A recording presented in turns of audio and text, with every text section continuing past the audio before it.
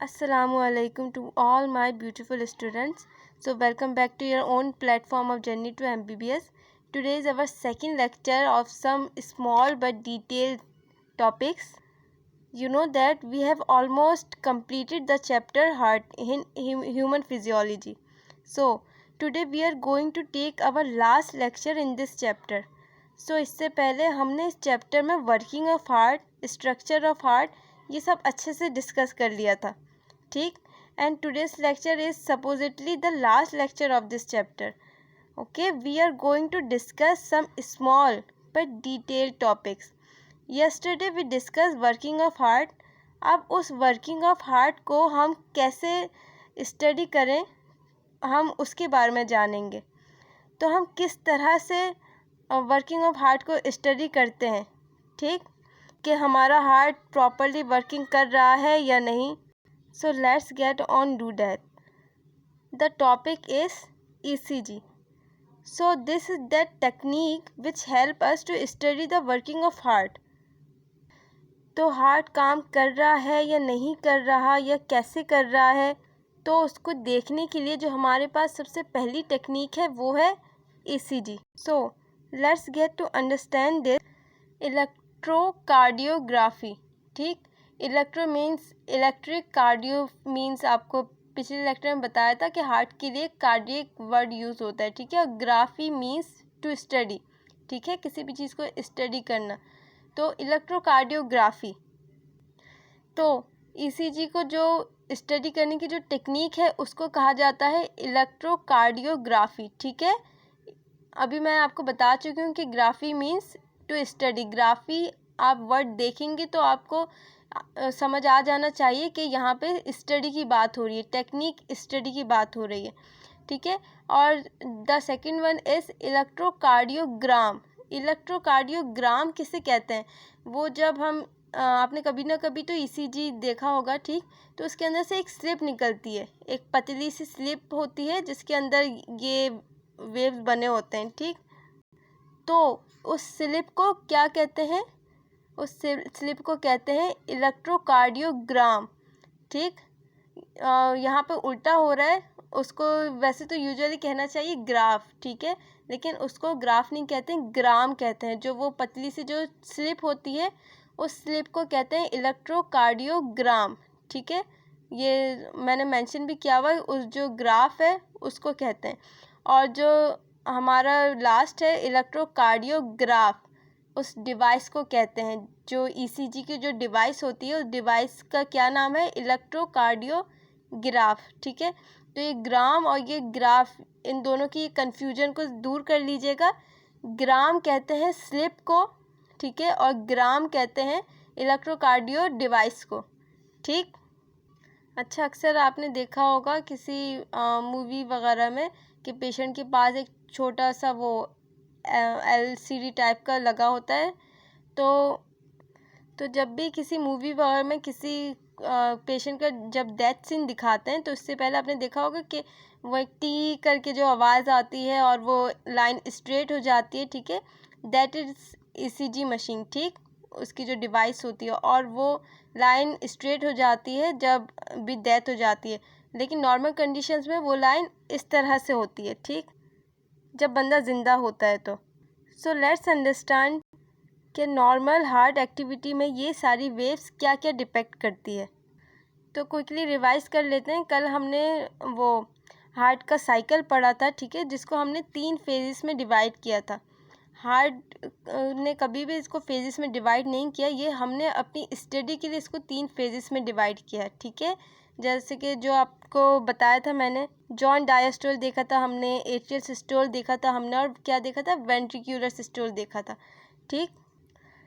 सो कल जो हमने कार्डियक साइकिल पढ़ा था वो पूरा एक साइकिल आज हम इस तरह से स्टडी करेंगे, ठीक है, ग्राफ की शक्ल में. यहाँ पे सिर्फ एक कार्डियक साइकिल है, यहाँ से यहाँ तक ये सिर्फ एक कार्डियक साइकिल है जो हमने पढ़ा था 0.8 सेकेंड का, ठीक. उसको हम आज स्टडी करेंगे. तो ग्राफ स्टार्ट होता है यहाँ से, ठीक. तो सबसे पहले सेल ने इम्पल्स प्रोड्यूस की, ठीक. सबसे पहले सेल ने इम्पल्स प्रोड्यूस की, एट्रियल सिस्टोल हुआ, ठीक। तो जैसे ही इम्पल्स आई उस वेव को हम कहेंगे पी वेव।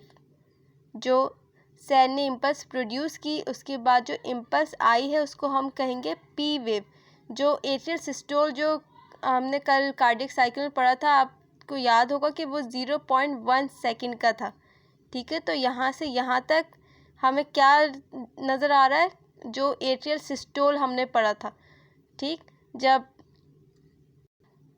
70% ब्लड फिलिंग हो रही थी इनटू वेंट्रिकल्स। ठीक, अच्छा यहाँ पे मैंने दो वर्ड लिखे हुए, डीपोलराइजेशन और रीपोलराइजेशन, जो वर्ड हम इस ग्राफ में यूज़ करेंगे। ठीक, डीपोलराइजेशन का क्या मतलब है, कॉन्ट्रैक्शन जब भी होगी तो हम उसको कहेंगे डीपोलराइजेशन, और जब भी रिलैक्स करेगा हमारा हार्ट तो उसको हम इस ग्राफ में कहेंगे रीपोलराइजेशन। तो यहाँ पे कॉन्ट्रैक्शन हो रही है तो हम इसको क्या कहेंगे, एट्रियल डीपोलराइजेशन, एट्रिया कॉन्ट्रैक्ट कर रहा है। ठीक है, 0.1 सेकेंड में क्या हो रहा था, एट्रियल कॉन्ट्रैक्शन हो रही थी। सैन के इम्पल्स प्रोड्यूस करने के बाद दोनों एट्रिया आपस में कॉन्ट्रैक्ट करेंगे तो उसको हम क्या कहेंगे इस ग्राफ में, एट्रियल डीपोलराइजेशन। डीपोलराइजेशन का मतलब कॉन्ट्रैक्ट। ठीक है, अब इम्पल्स आई वेंट्रिकल्स के पास। ठीक है, जो 0.3 सेकेंड्स का जो साइकिल था जिसमें वेंट्रिकल सिस्टोल चल रहा था। ठीक है, वेंट्रिकल्स जो आपस में कॉन्ट्रैक्ट कर रही थी।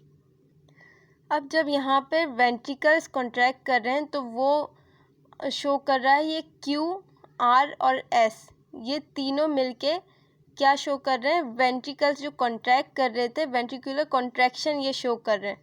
ठीक है, यहाँ से सेल ने इम्पल्स प्रोड्यूस की। ठीक है, वेव यहाँ से आई, फिर सेल ने जो इम्पल्स प्रोड्यूस की, जो दोनों एट्रिया आपस में कॉन्ट्रैक्ट जो कर रहे थे तो उस कॉन्ट्रैक्शन को हमने कहा पी वेव। ठीक है, ये यहाँ पे वेव आई, इसको हमने क्या कहा, पी वेव। फिर वो यहाँ तक आई वेंट्रिकल्स में।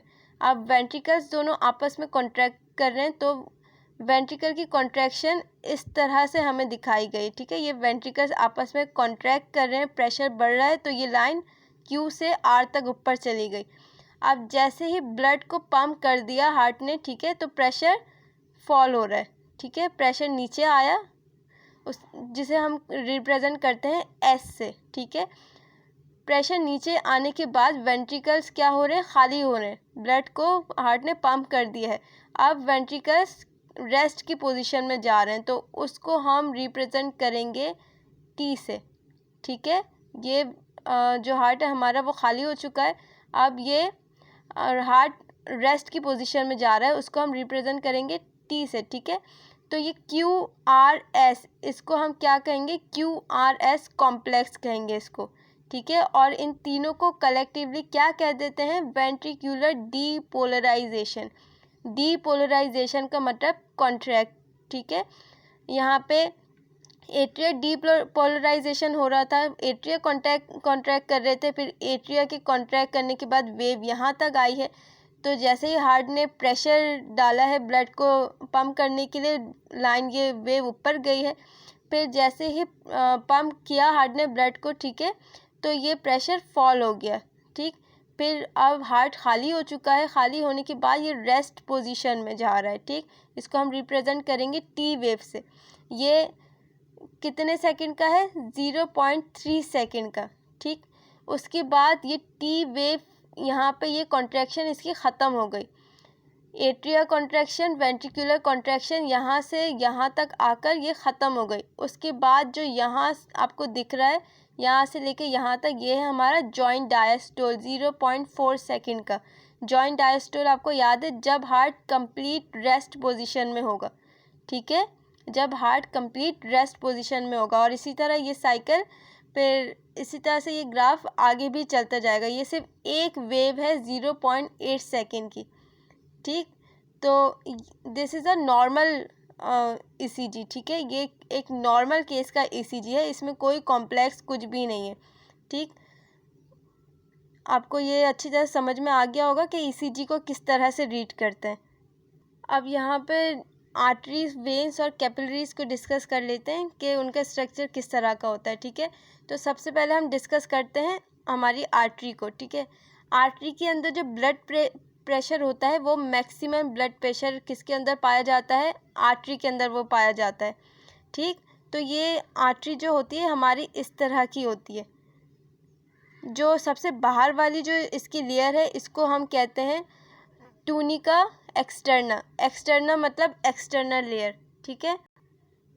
इन चीज़ों में ये जो आर्टरी हो गई, वेन और हो गई और कैपिलरीज हो गई, इनमें हम नेमिंग जो करेंगे वो किस नाम से करेंगे, ट्यूनिका के नाम से, ठीक है। जो एक्सटर्नल जो लेयर है इसको हम कहेंगे ट्यूनिका एक्सटर्ना, ठीक है। और जो ये अंदर ऑरेंज वाली जो आपको लेयर दिख रही है उसको हम कहेंगे ट्यूनिका इंटरना, ठीक। और ये जो बीच में आपको नज़र आ रहा है ये क्या है, ये मसल्स की वॉल बनी होती है, थिक मस्क्यूलर वॉल है ये। और यहाँ पे जो आपको ये खाली स्पेस दिख रही है जिसके अंदर से ब्लड हमारा फ्लो करता है, इसको हम कहते हैं ल्यूमेन। तो जो आर्टरी का जो ल्यूमेन है वो स्मॉल होता है, आर्टरी के अंदर जो स्पेस होती है ब्लड के फ्लो करने की वो स्पेस कम होती है, बिकॉज इसके जो वॉल की जो थिकनेस है इसकी वजह से। तो आर्टरी के अंदर हमेशा हाई ब्लड प्रेशर रहता है, ठीक है, क्योंकि स्पेस कम है इसके अंदर। वो फिज़िक्स में जैसे कि हमने पढ़ा था ना कि जहाँ पे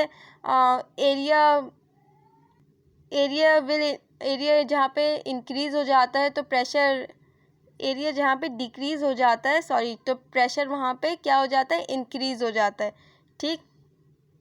अब ये हम आते हैं वेन में।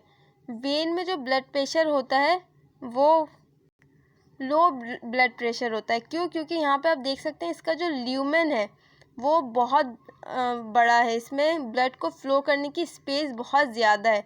तो जब स्पेस ज़्यादा होगी तो ब्लड वहाँ पे आराम से फ़्लो करेगा, ठीक है। तो ब्लड प्रेशर यहाँ पे क्या होगा, सबसे कम होगा। सबसे ज़्यादा ब्लड प्रेशर किस में पाया जाता है, आर्टरी में, क्योंकि उसका जो ल्यूमेन है वो बहुत छोटा होता है।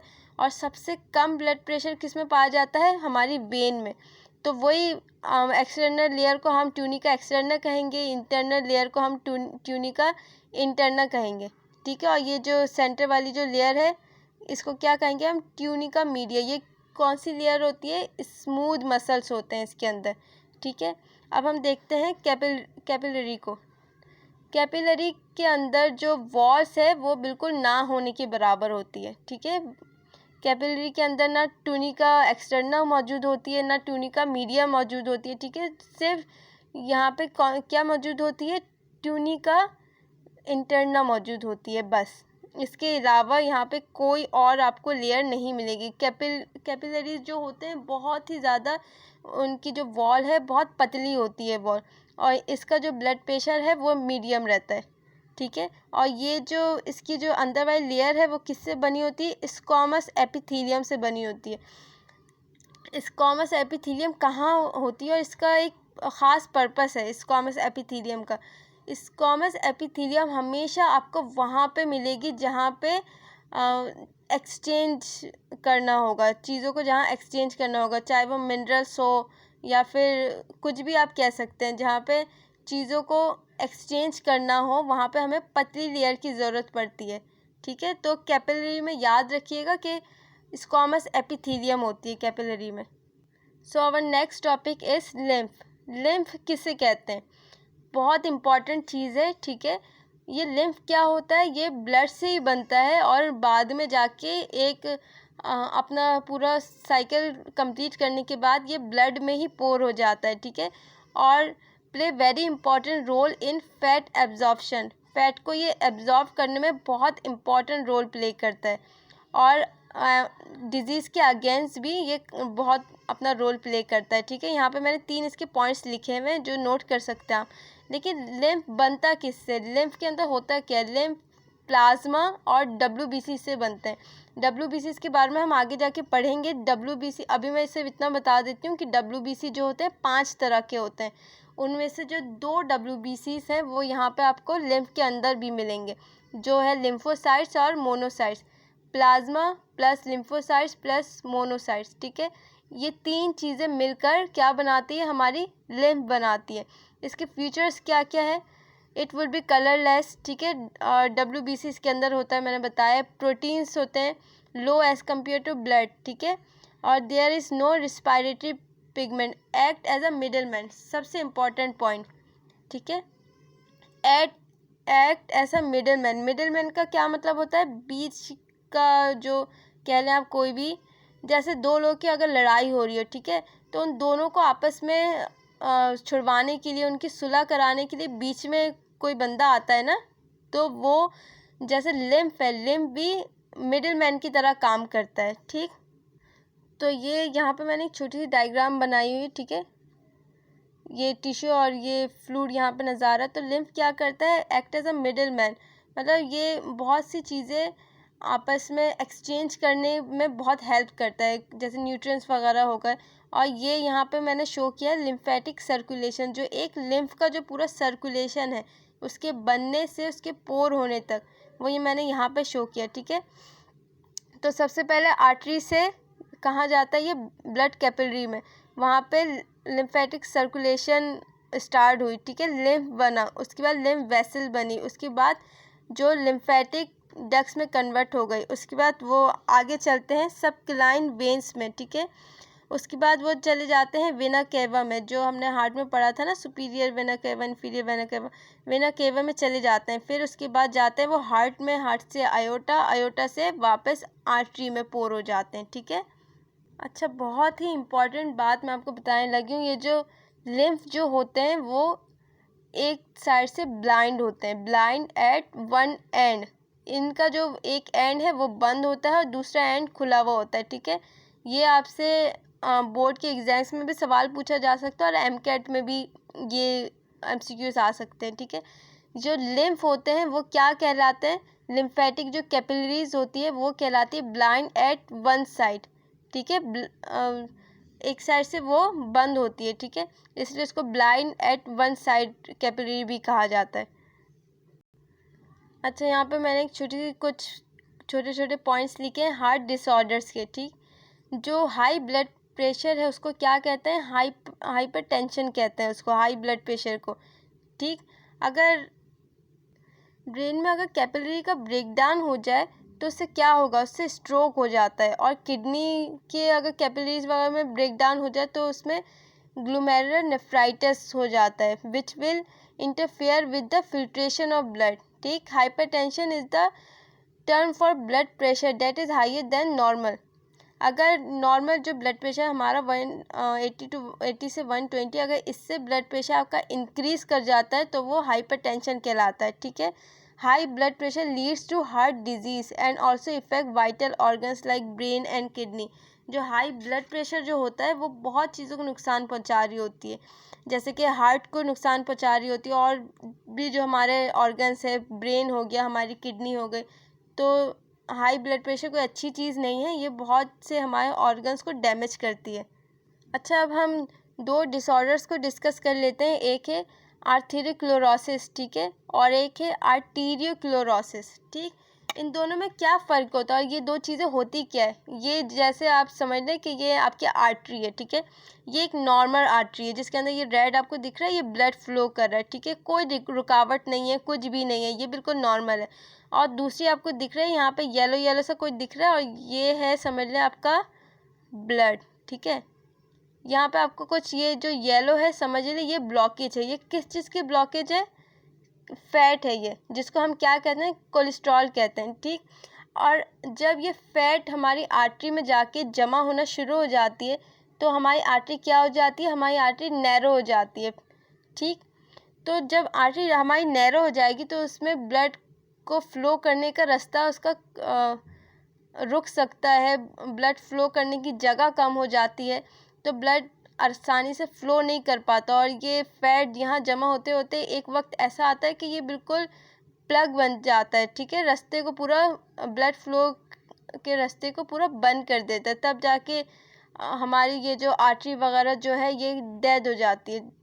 और ये सिर्फ यहाँ तक नहीं है, जो आर्टरी डेड हो रही है वो जहाँ पे ब्लड को सप्लाई कर रही थी, पंप कर रही थी, अगर वहाँ तक ब्लड नहीं पहुँचेगा तो फिर वो हिस्सा भी बहुत मुतासिर होगा इस चीज़ से। अगर ये प्लाग कोरोनरी आर्टरी में हो जाता है, ठीक है, जैसे कि आपको पता है कि कोरोनरी आर्टरी, आपको पता है कि ये हार्ट की मसल्स होते हैं, आर्टरी होती है, ठीक है। कहाँ ब्लड सप्लाई करती है? ये हार्ट को ब्लड सप्लाई कर रही होती है। अगर ये प्लाक कोरोनरी आर्टरी में हो जाता है तो हमारे हार्ट को ब्लड नहीं मिलेगा, जो वो सफिशिएंट ब्लड है वो हमारे हार्ट तक नहीं पहुंच पाएगा। तो फिर क्या होगा? तो इससे हमारा हार्ट मुतासिर होगा। ठीक है, तो जो दूसरी चीज़ है, अच्छा, तो क्या होता है इस डिसऑर्डर में? इस डिसऑर्डर में प्लाग अगर इंक्रीज़ कर गया तो ये जो कोलेस्ट्रॉल का जो ये प्लाग होता है, ल्यूमन जो होगा नैरो हो जाएगा। मैंने पहले आपको बताया था ना, ल्यूमन जो बीच वाली स्पेस होती है उसको ल्यूमन कहते हैं। जब ल्यूमन नैरो हो जाएगी हमारी तो ब्लड प्रेशर हमारा क्या हो जाएगा? ब्लड प्रेशर इंक्रीज़ हो जाएगा, हाई ब्लड प्रेशर हो जाएगा। ठीक है, तो उसको हम क्या कहेंगे?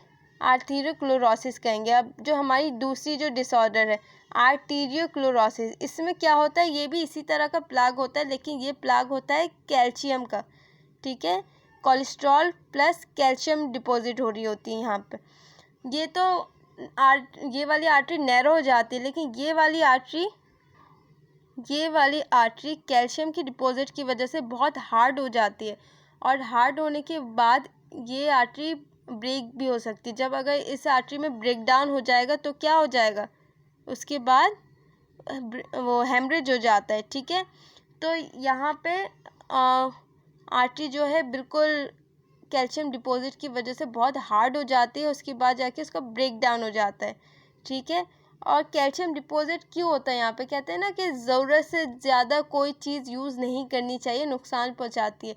कैल्शियम हमारे जिस्म के लिए तो बहुत फ़ायदेमंद है, लेकिन अब जैसे कि हम कभी सुन लेते हैं कि पानी स्किन के लिए बहुत अच्छा, और बहुत ज़्यादा हम ज़रूरत से ज़्यादा पानी पीना इस्तेमाल कर देते हैं, तो वो भी ठीक नहीं है। और जैसे हमने सुन लिया कि कैल्शियम हमारी हड्डियों के लिए बहुत अच्छा है, तो हमने जोश में आके बहुत सारा कैल्शियम पी लिया, बहुत सारा कैल्शियम हमने इस्तेमाल कर लिया। ठीक है, तो वो सारा कैल्शियम अगर ज़रूरत से ज़्यादा हो जाएगा तो क्या होगा? फिर वो जाके हमारी आर्टरी में डिपॉजिट होना शुरू हो जाएगा। ठीक है, और वो डिपॉजिट होके हमारी आर्टरी वगैरह को क्या कर देता है? डैमेज कर देता है। ठीक, और next topic is heart attack. Heart attack होता क्या है, क्या कहते हैं इसको? ठीक है, हार्ट अटैक को when the heart muscle is suddenly damage, जब हमारे हार्ट की कोई मसल अचानक से डैमेज हो जाती है by an inadequate blood supply, जब वहाँ तक ब्लड सप्लाई अच्छी तरह से नहीं हो पाती तो उसको क्या कहते हैं? हार्ट अटैक कहते हैं। ठीक, जब हमारे हार्ट तक ऑक्सीजन पहुंच नहीं पाती है ठीक से, एक्यूट चेस्ट पेन होता है। ठीक है, acute chest pain appears when no enough oxygen is reaching the heart muscles. ठीक, due to blockage in the coronary artery disease and that part is going to die, that known as myocardial infarction, that during to insufficient oxygen, hypoxia भी कहते हैं इसको। ठीक है, जैसे अगर हमारे हार्ट तक ऑक्सीजन नहीं पहुंच पा रहा, ठीक, तो जब हमारे हार्ट तक ऑक्सीजन नहीं पहुंच पाती, जब हमारी आर्टरी जो होती है ब्लॉक हो जाती है, ब्लड सप्लाई नहीं हो पाता, तो किस तरह से हमारे जो वाइटल ऑर्गन्स है वो डैमेज होते हैं। ठीक, जब हमारे हार्ट तक ऑक्सीजन की सप्लाई, ब्लड सप्लाई नहीं पहुंच पा रही होती तो हमारे हार्ट को क्या होता है? अटैक हो जाता है अचानक से। ठीक है, उसके बाद आते हैं हार्ट फेलियर पे। Heart failure means the state of heart when it is not pumping the blood effectively enough to meet the needs of the body. It is called congestive heart failure because congestion of the lungs is one of the main symptom of this disease. क्या कहा गया है यहाँ पे?